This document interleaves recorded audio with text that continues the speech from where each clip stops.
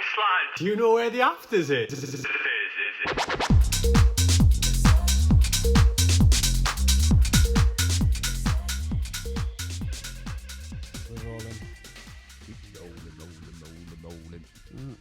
I was listening to Limp Bizkit. I did. I watched that Trainwreck, the documentary about what's that festival in '89, Woodstock. Oh yeah. And Limp Bizkit was headlining that, and after that, I was like, "Fucking get Limp Bizkit on every day." I was hammering it. I think it was sure it was '89 and '91. Might have been was it '90s? Maybe '90s. That was nice.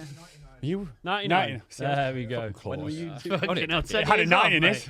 It had a 9. Yeah, I suppose. Rolling. All right, cool. There we go. But yeah, Liam created this new gym soundtrack, and it's sort of got all rock and roll. I've been enjoying. You're not a rock and roll guy when you were young. No, I was hip hop. Yeah. Oh, you did say that. Yeah. But it's rock and roll. It's got stuff like Tool in and Rammstein. Slipknot. All this. It's pretty heavy, man. Right, before we get into that, shall we introduce the guests? Go on.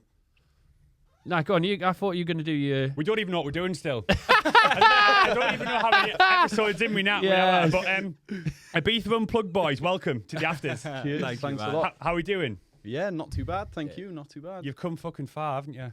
I long haul drive this morning. Thankfully, he did all the driving. I just sort of sat there, listened to a podcast with you guys. So, I mean, it could have been. It must have been brutal. It could have been bad. It must have been a long journey. Speaking again. What? Oh, you don't hear me? Yeah. Sorry, You're in a skits about this. I am. Yeah, thing. it sounds like I thought it had gone. Guys, we're trying to learn how to record these a little bit better. So, this is awesome to see, by the way, because this is exactly what we're going through. Which is like, how are we so unprofessional? These guys should just turn up and do it. Well, obviously, we know who you are, but for the guests at home who don't, who the fuck are you? Great question, to be honest. So basically, we come from the Ibiza Bible, the Instagram page. The pair of us have been working on it for the last, 6 months? 6 months about, yeah. So we got in touch with the Ibiza Bible boys. We were actually living with Ryan out in Ibiza this season. So started paying a bit of attention to what he's doing, saw a couple opportunities for a little bit of growth there. And then that led us on to obviously building the podcast. We see like a huge opportunity when it comes to like the DJs, as you guys will obviously understand, that they don't really have much of a voice in this landscape. When you look into like most industries, podcasting is pretty much at the center of it. So if you take anything like stand-up comedy or any of that, like at the forefront is this huge move to long-form content online to help people build like deeper connections with whoever it is putting it on.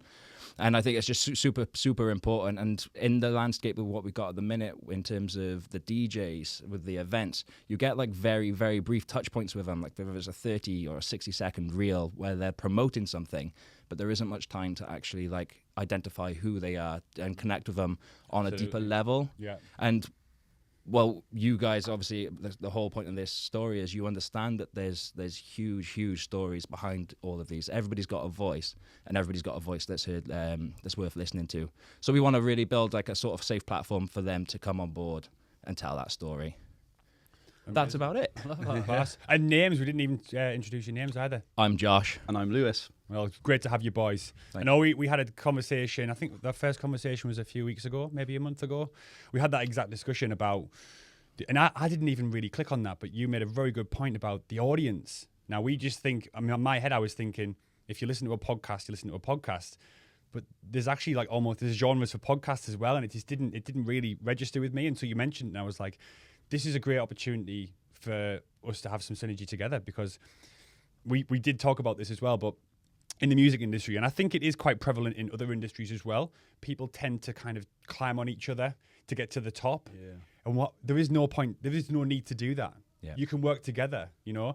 Joe Rogan's, and I prick him off all the time, but he's a great example. He helps all the other comedians out, and they all grow together as a one unit. There's enough food to eat. I've said this before in another podcast. There's enough, like with the artists, there's enough gigs to go around. Yeah. You don't need to fight for spots. Yeah. So this is an opportunity for us to get to know you guys and know your origin story. So what is your guys' origin story in terms of your background in music? So how do you get into music? Like, I'm going to get into that, but first of all, I would just like to take note that today is Valentine's Day.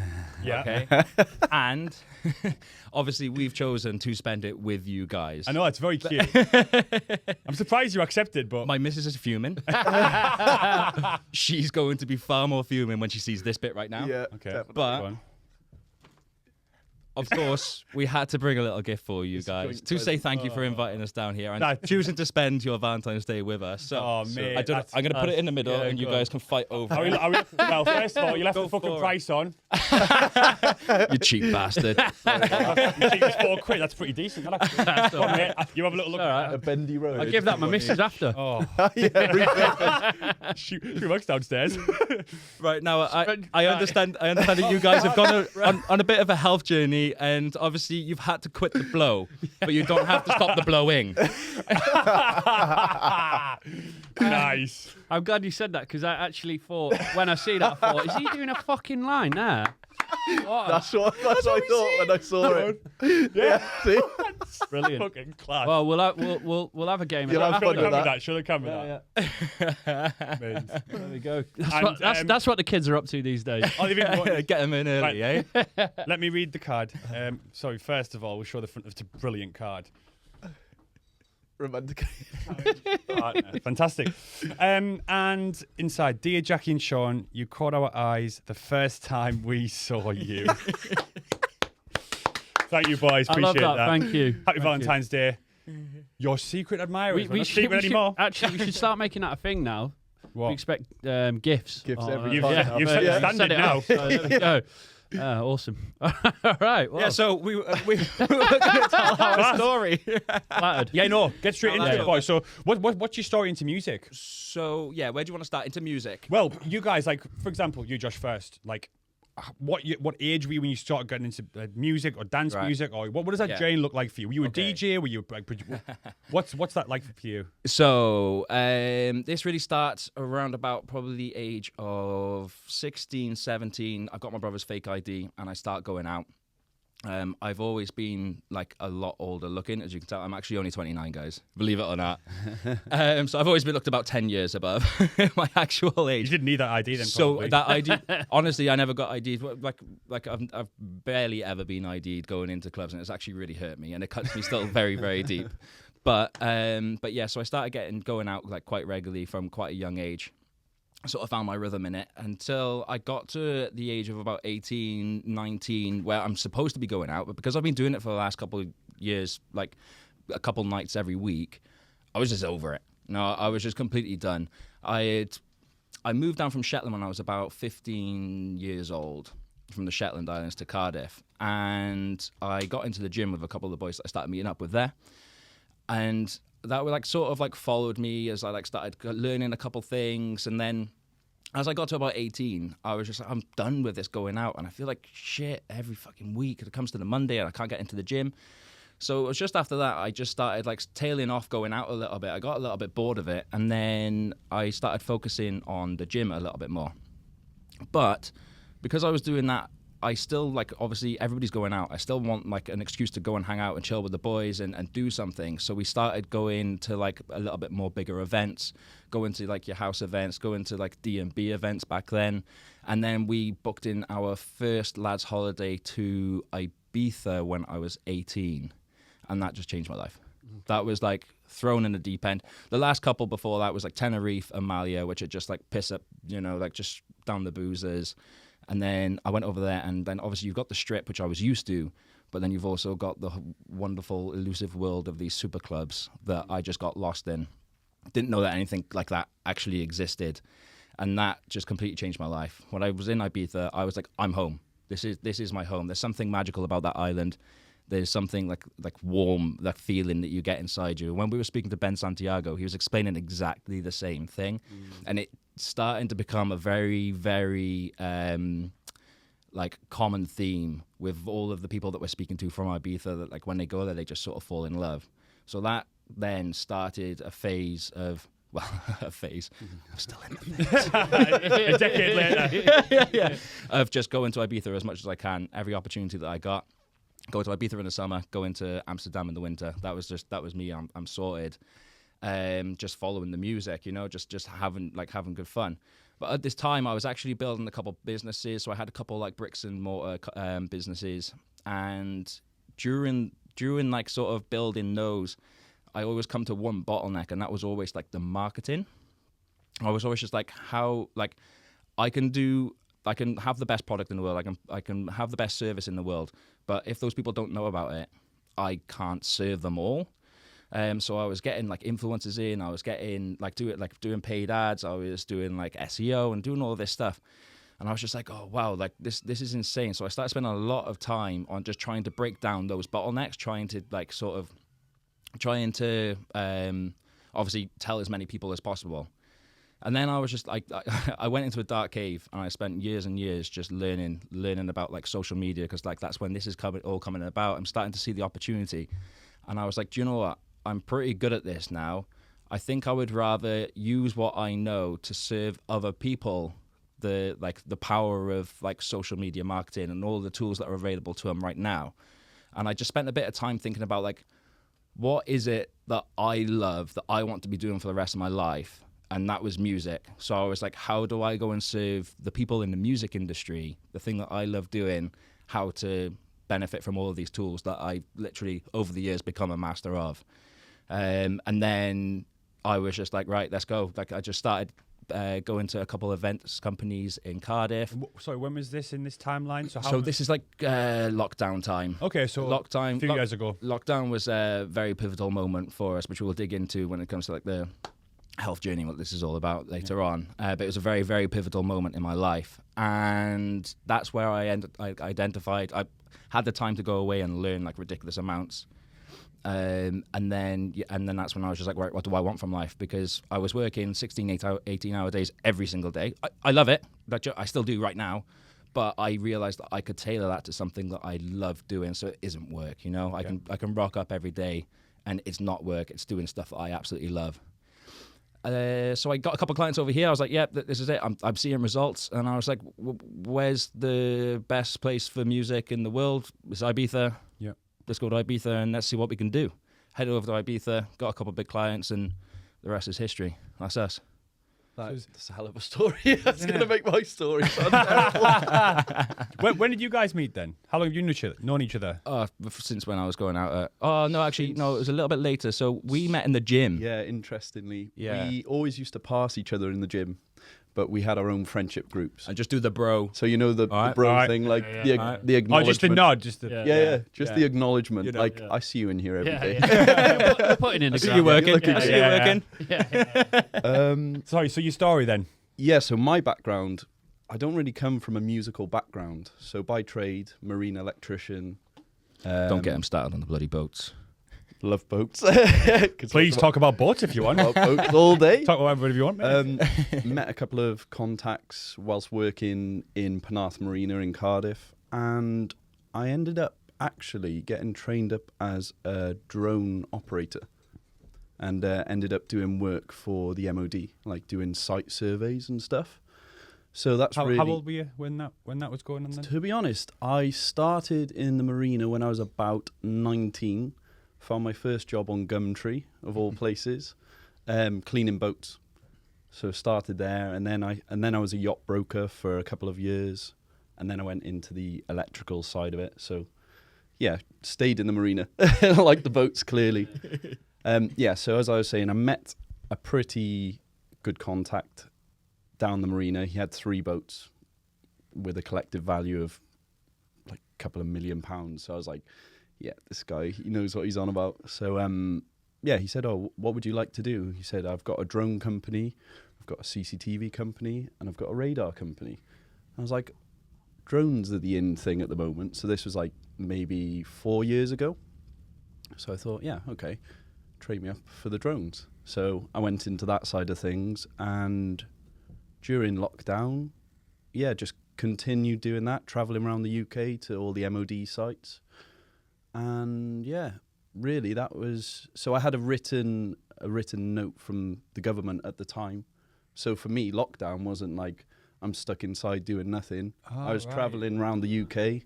They were lucky, man. Really lucky. They were opening up hotels for us to stay in, just a couple of rooms for us to stay in. It was a crazy time honestly a really bizarre time because everyone else was like going stir crazy because they're at home, and including my brother and my dad. So I would leave and they'd be sort of at home having a drink in the sun or something, and then I'd come back and they'd be doing the same thing. They'd be sat out the front with the neighbours just chatting and stuff, and it was like a welcoming party every time I came home. Yeah, so strange times. But in terms of my first sort of experience with house and electronic music was, so I'm a bit of a good boy, born and raised in Cardiff, didn't go out before the age of 18, no fake IDs and all. But I went to Ibiza on a family holiday when I was just turning 18. So the first club I actually went to was Pasha, which at the time was the #1 club in the world. What a way to start. So, yeah, literally just after midnight when I turned 18, went to Pasha in Ibiza. So Amazing. That's pretty much my story there. Straight to Pasha for the first one. You fuck yourself. You can't go to a ship venue after that. Can In you? at the deep end. Yeah. It's like when I went to Tokyo for the first time and I hadn't had sushi. So they took me to this sushi place. I had a gig there. They took me to this sushi place. Sorry to digress completely. But they all prepared in front of you. And then I left the restaurant and I was like, that was incredible. They were like, yeah, but you're not going to be able to have sushi back in the UK now. I just had the best of the best prepared in front of me. Straight to Tesco meal deal. That's mad. So in terms of the actual Ibiza Unplugged podcast, why is it that you guys started it? Was it just because you thought there was, I mean, you did mention a couple of reasons at the start, but what was the main sort of motivation to start that conversation? So it's quite a funny story. We actually, when I started speaking with Ryan, the original founder of Ibiza Bible, I was saying to him, like, he wants to start like making it as a DJ. He's trying to get into that scene. He's throwing secret sessions and all that. So he's trying to create like as much of a space to like sort of flourish as a DJ as possible. And I was saying there's a huge opportunity here for the reasons that I said earlier, for you to start a DJ and then become that authority in the space, talking to the DJs, and then sort of by partisan of that, you're going to like be introduced to the world, to the people who are coming to see those DJs, and then you have an opportunity to speak to them.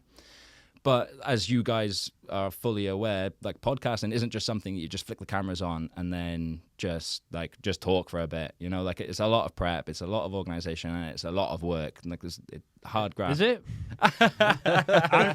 Keep talking. You guys are making it look easy. Keep going. Please continue. I'd like to know more about what it's like to run a podcast. You got a pen? Yeah, I got it again. Right. Let's go. No, I mean it. Please continue. No, but we know what you mean. We know what you're saying. So he obviously, Ryan now obviously like understood that, and he was just like, I just don't think I've got the time for it.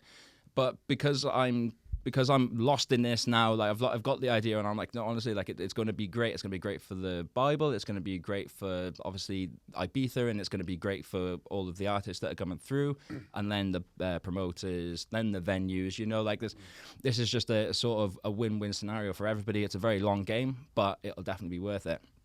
But we speak with Darius Arosian for the first episode. It was a bit of a shit show. Oh, really? Why?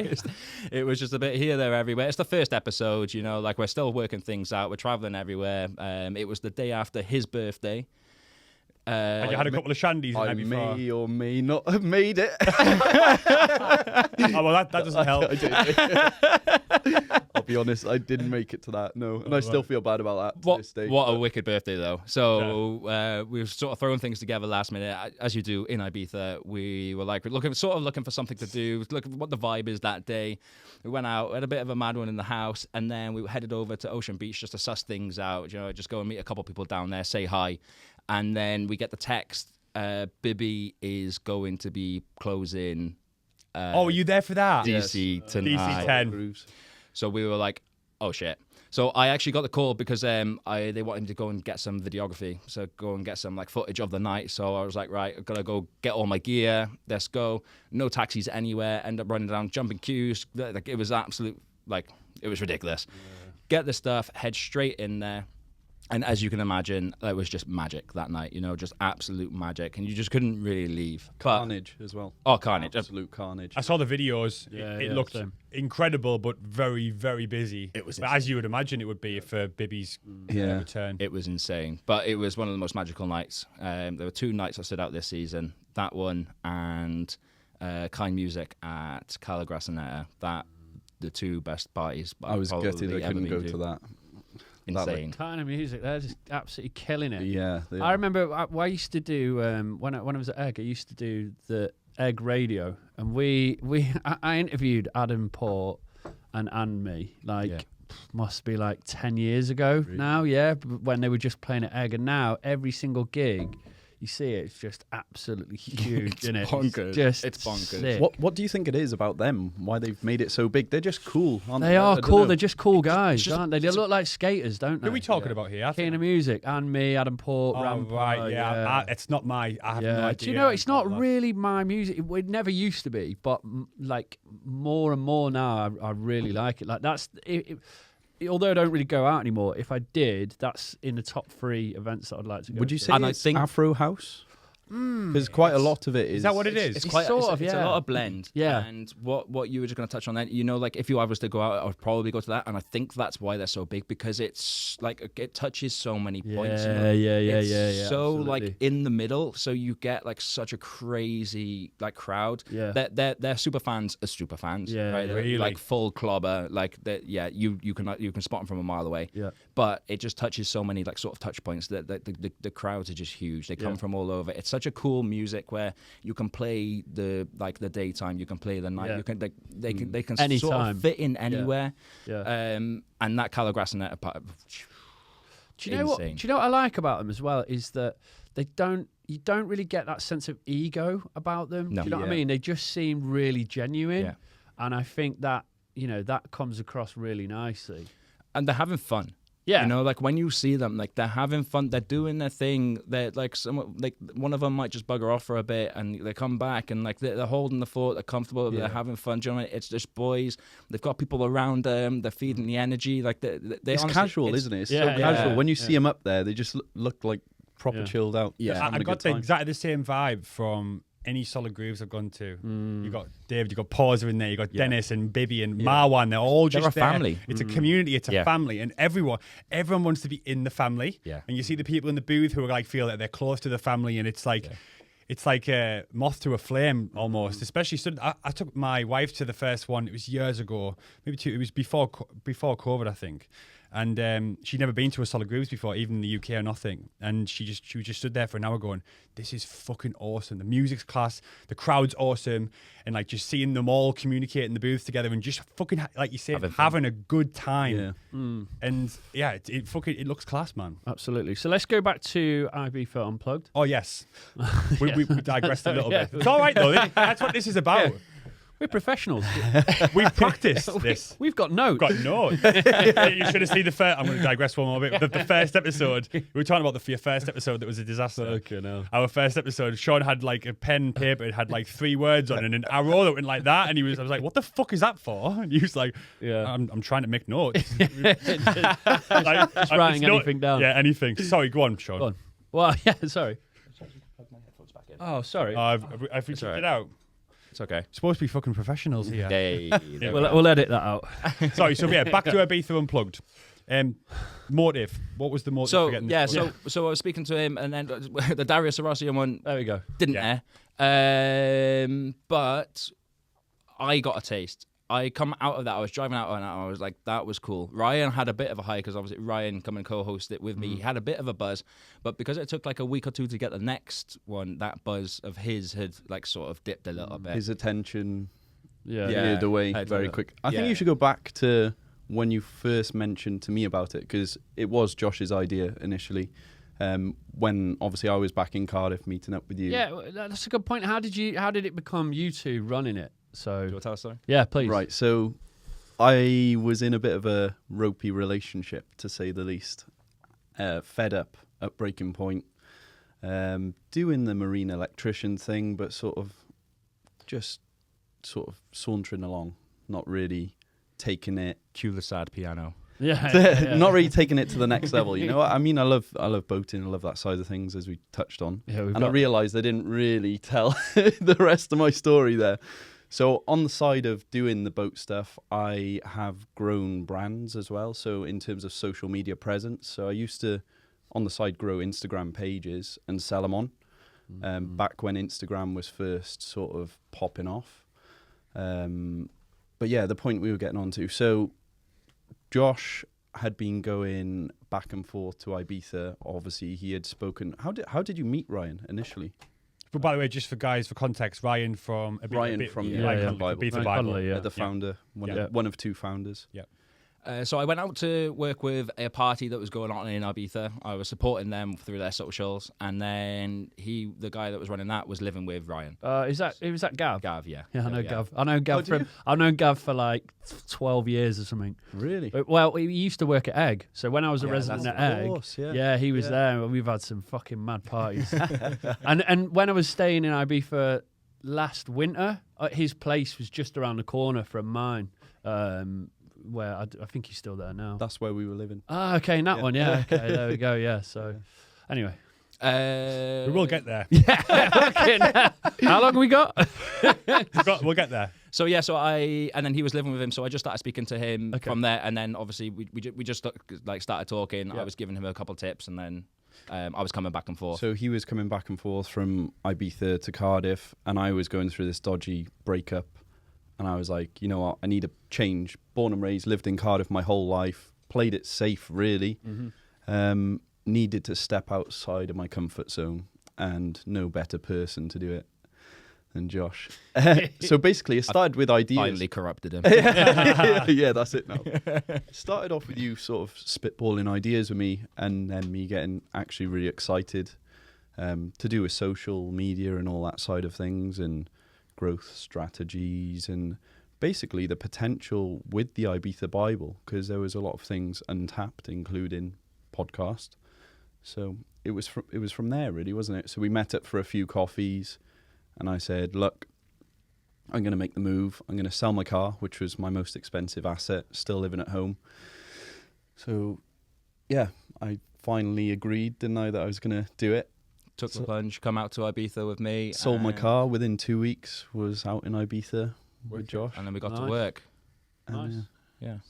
So what year was this? This last was this year. season. Last year? Last year, Yeah, first season. You're looking at me like, Freddie. I've got a fucking clue, mate. We're doing this again in 5 years. Fresh meat. Few more wrinkles on there. Yeah. I'll be bold as well. Oh, you're right. Fucking out.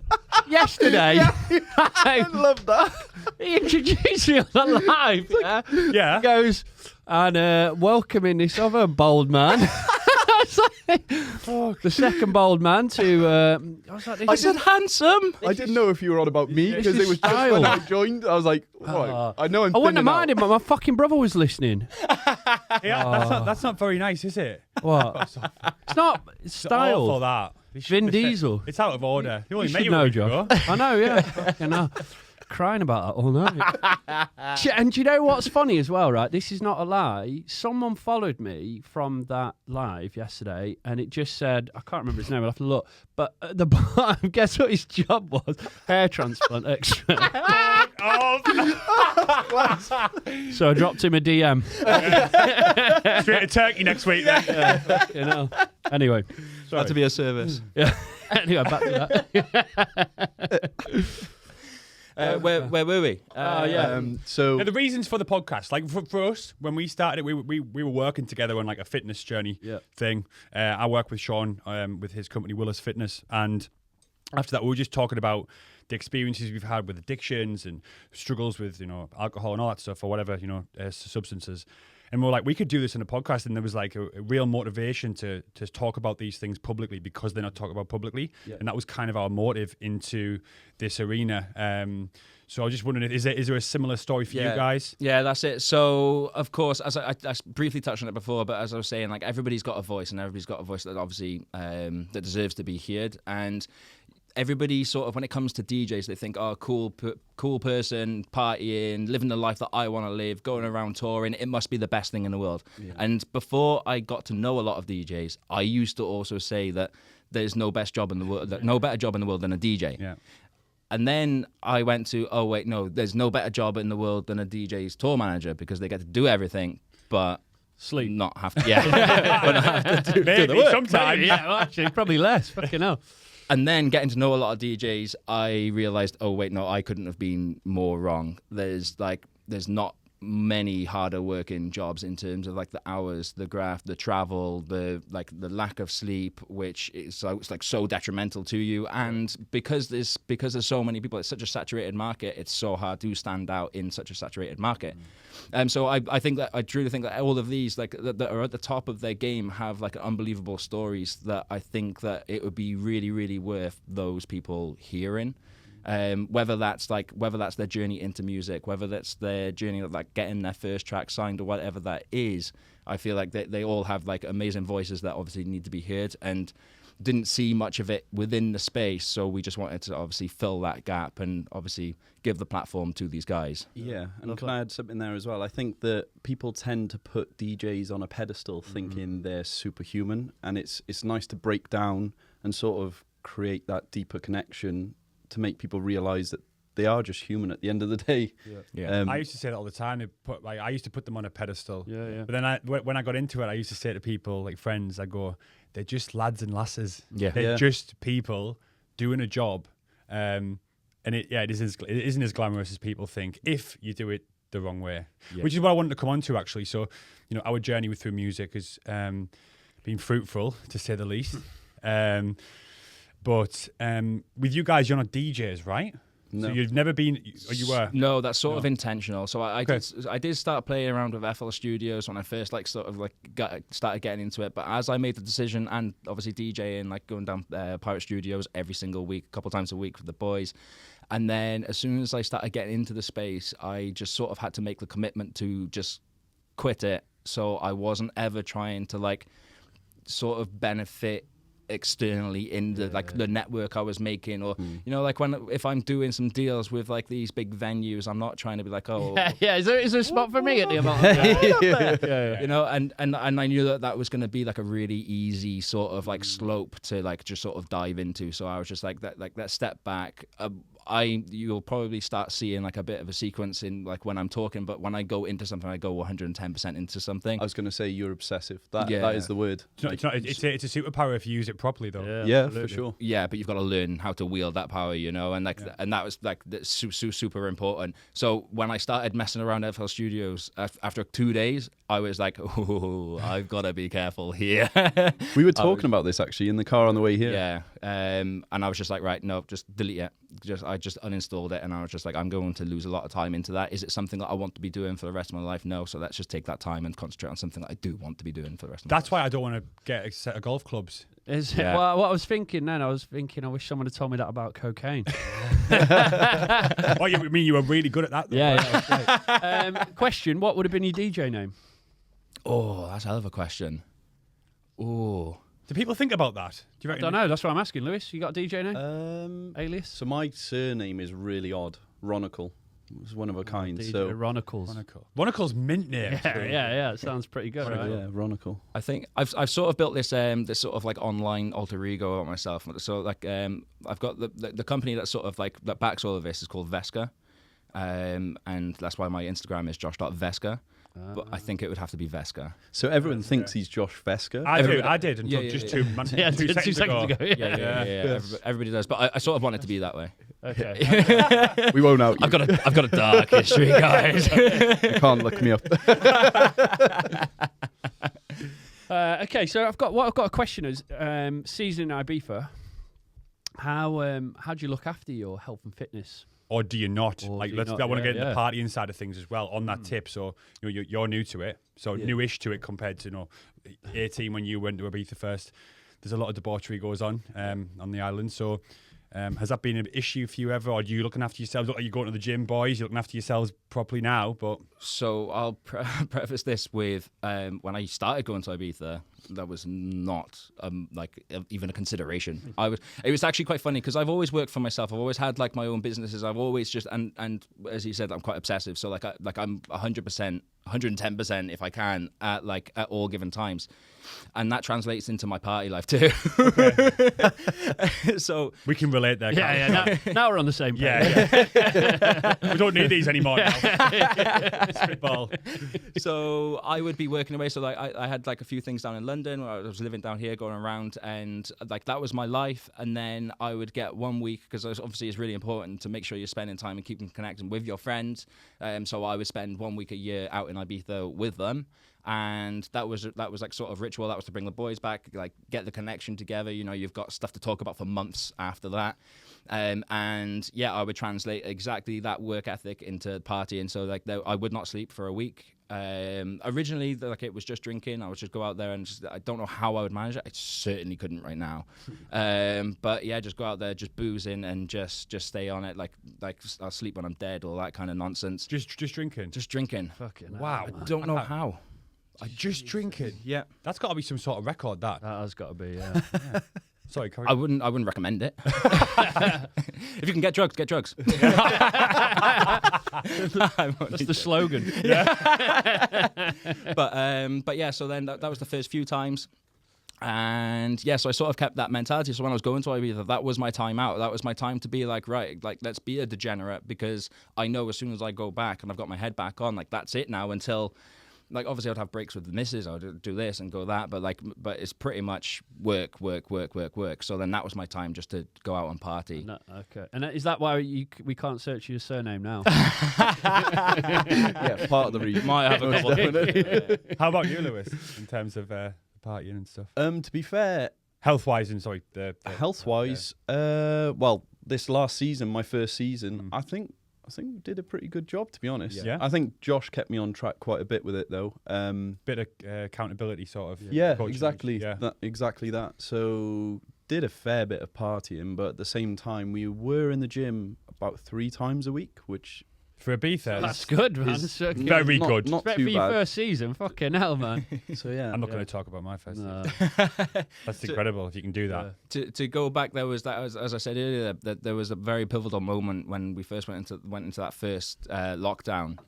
And my bricks and mortar obviously just come to a stop. And I was like, oh, shit. Okay. Originally, it was just 2 weeks to flatten the curve, right? So, okay, I got 2 weeks. Maybe it's a good time to, like, just sort of wind down and maybe just, like, step off the gas a little bit. Those 2 weeks obviously extended. And I was just like, okay, right. I see what's happening here. There's a bit of a trend. What am I going to do here? So I turned to my missus and I was just like, I think we should maybe try this like intermittent fasting, because I was just getting into the podcasting scene.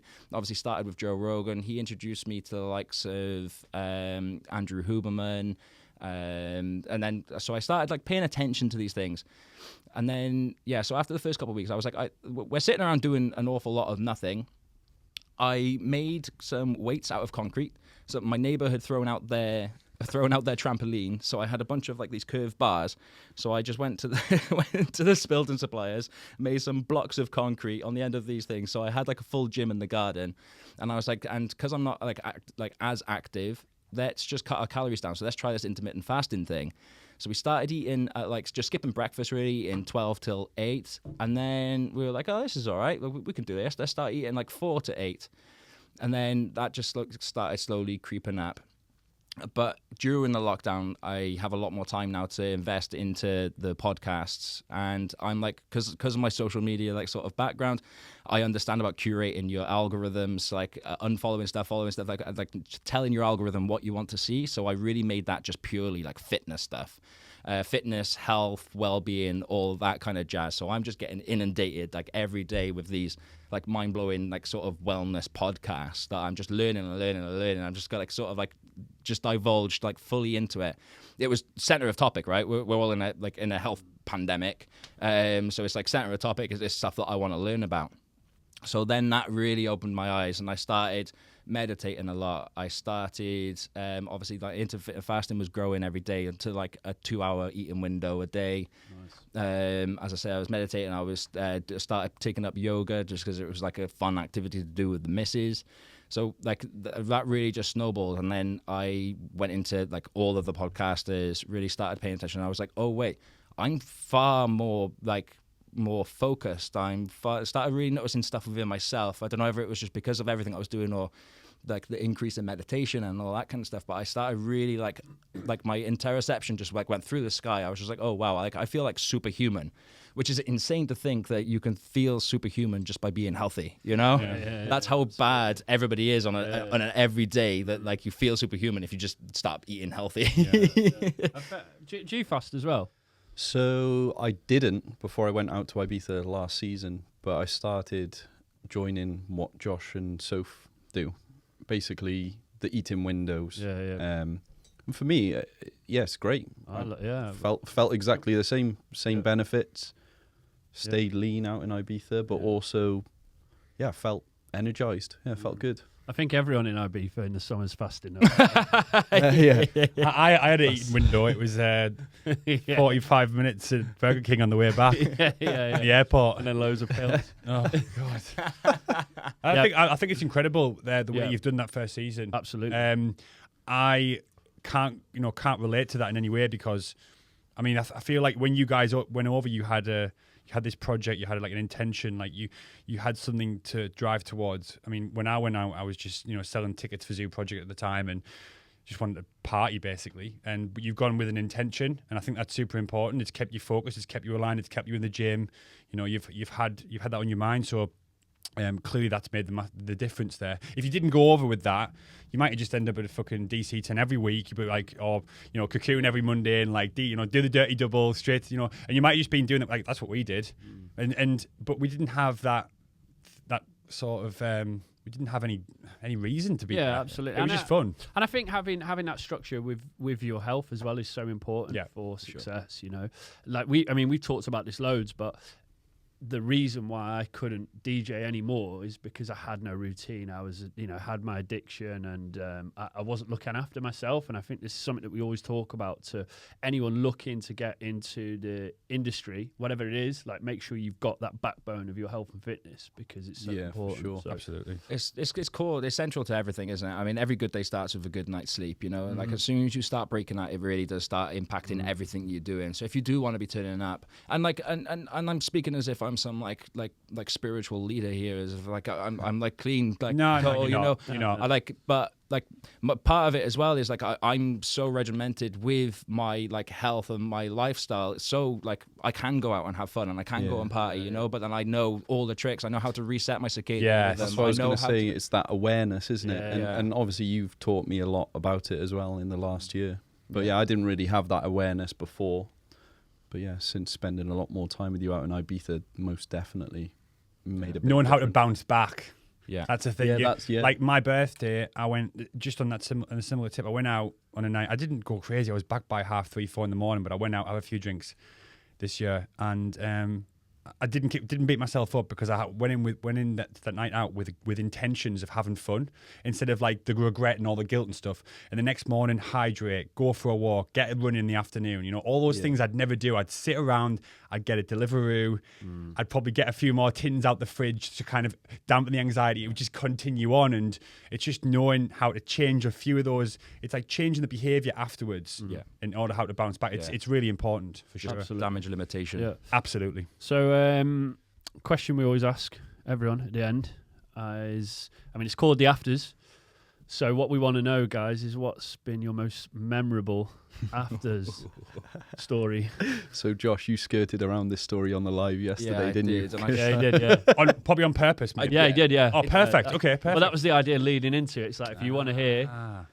Right, well, let's go then. Yeah, so with that said, I definitely should have put a little bit more thought into it, because okay, now I was expecting big things here.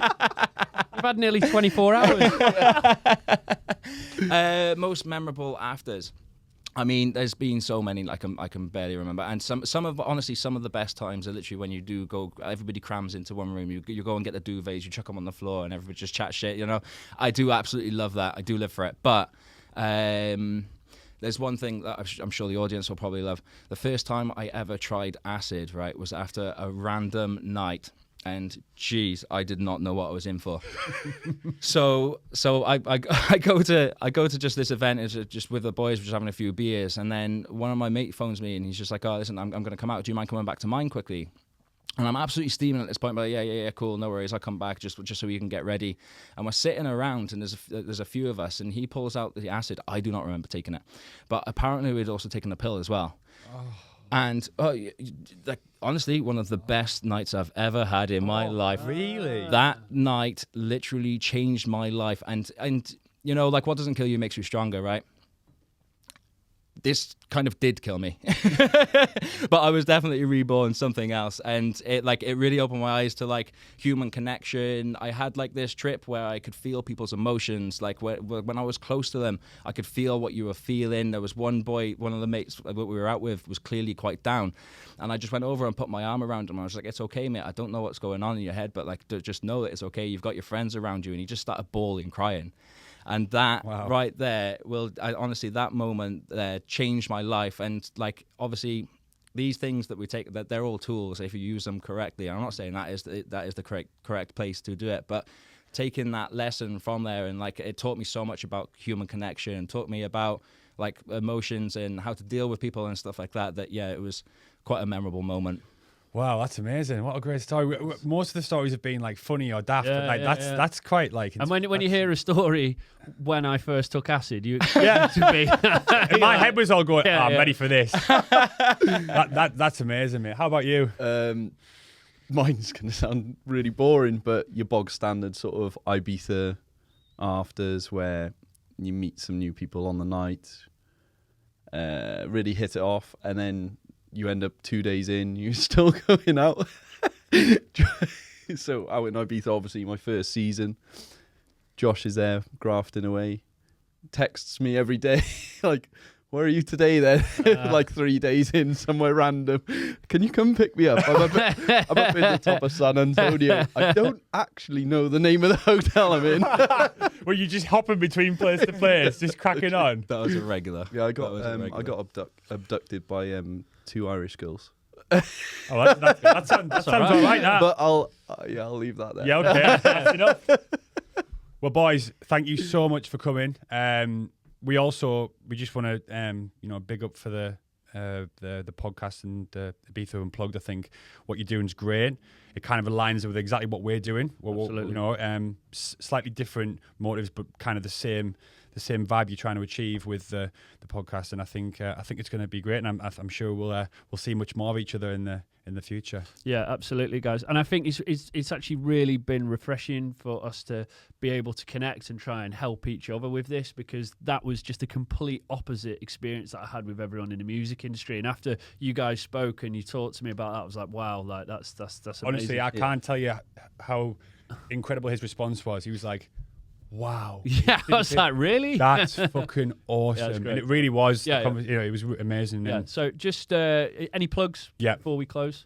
I would just to close out with just touching on what you said. Like, I absolutely love what you guys are doing here. It's an absolute privilege for us to obviously be here. So thank you for inviting us down. And we obviously do want to return the favor. So we want to hear your guys' story on our podcast. Absolutely. Ibiza Unplugged. Yeah. By the Ibiza Bible. So to add on to, like, I think it's really important that we do obviously help each other. Our podcast is all about giving, providing a platform for you guys to tell your stories and to connect with the audience on a deeper level. So I think it would be awesome, as obviously just to have you guys over and see where this goes. I think it's going to be quite a fruitful relationship, hopefully. Absolutely. And I'm looking forward to see what comes. Cool. Nice one. Thanks a lot, lads. Cheers, guys. Appreciate it. Thanks a lot. Cheers, mate. Nice one, lad. My man. Does anybody know where the afters is?